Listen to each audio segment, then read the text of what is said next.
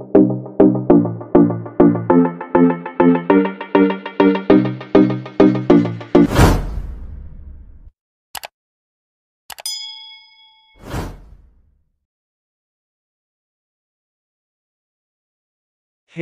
Welcome to my channel. Huwag kalilimutan mag-subscribe, mag-likes at mag-share sa aking mga videos.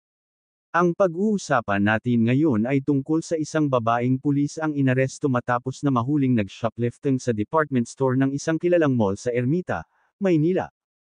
Ang naarestong pulis ay kinilalang si Patrolwoman Crisanda Cruz, 33, miyembro ng Police Security Protection Group ng Philippine National Police, PNP, sa Camp Crame, Quezon City, at residente ng Mata A Street, Tondo. Sa ulat ng Ermita Police Station, PS5, nabatid na dakong alas 8 ng gabi ng linggo nang maaresto ang sospek dahil sa kasong theft, shoplifting, sa department store sa ground floor ng kilalang mall sa Ermita.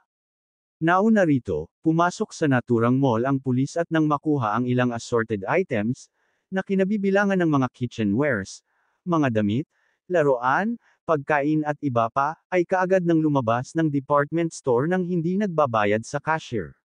Nakita naman ng alertong gwardyang si Cesar Azarcon, 51, ang ginawa ng sospek kaya't kaagad itong sinita. Nang wala umanong may pakitang resibo ang sospek para sa mga items na nagkakahalaga ng 14,021.50 pesos na kanyang kinuha na nakasilid sa isang ecobag ay kaagad na inaresto ng gwardya at dinala sa presinto. Pagdating sa presinto ay dito nalaman na ito pala ay isang pulis. Sos Maria Santissima, pulis yan ha, may sweldo na nagagawa pa niya magnakaw. Tiyak yan iaabswelto yan ng mga tiwaling fiskal ng Maynila. Maraming mga kurap na mga fiskal sa Manila, de-dismiss nila yan.